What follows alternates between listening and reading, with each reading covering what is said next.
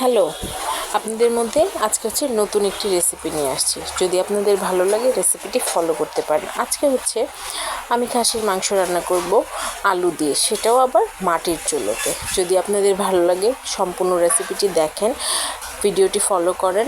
যদি ভালো লাগে তাহলে অবশ্যই রান্না করবেন, ইভেন হচ্ছে কমেন্টে জানাবেন। এর জন্য হচ্ছে আমরা সর্বপ্রথম হাঁড়ি নিব, তারপর হচ্ছে তেল দিব, তেজপাতা দিব, হলুদ গুঁড়ো দিব, মরিচ গুঁড়ো দিব, ধনিয়া গুঁড়ো দিব, তারপর ওই যে পরিমাণ মতন আদা বাটা, রসুন বাটা, পেঁয়াজ বাটা, তারপর হচ্ছে লবণ দিব। সব কিছু হচ্ছে পরিমাণ মতো, আপনারা বুঝে তারপর দিবেন। আমি সঠিক মেজারমেন্ট করে আর কি দিইনি। তারপর হাতে ভালো করে মাখাবো মশলাগুলো।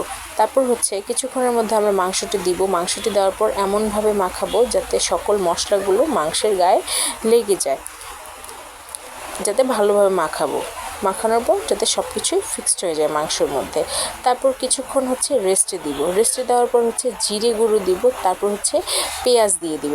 এগুলো দেওয়ার পরে আবার সুন্দর করে মাখানোর পর হচ্ছে আমরা ওই যে সিক্রেট জিনিসটা মাটির চুলোর মধ্যে বসিয়ে দিব লাকড়ি দিয়ে। এটাই তো হচ্ছে সিক্রেট সবচেয়ে বড় খাসির মাংসের জন্য। তারপর হচ্ছে ভালো করে কষাবো, এটা হচ্ছে কষানোর উপরেই ডিপেন্ড করে।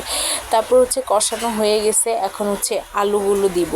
আলুগুলো দিয়ে আবার সেমভাবে ভালো করে কষাবো যাতে এটার টেস্টটা মেজারমেন্টলি সঠিকভাবে আসে। দেন হচ্ছে এটাতে পরিমাণ মতো আমরা পানি ঢেলে দিব, একদম গড়ায়া, যাতে এই পানি দিয়ে এটা সিদ্ধ হয়ে যায়। তারপর এটা হচ্ছে আমার মার হাতের সিক্রেট রেসিপি, যদি লাগে কমেন্ট করবেন, জানাবো।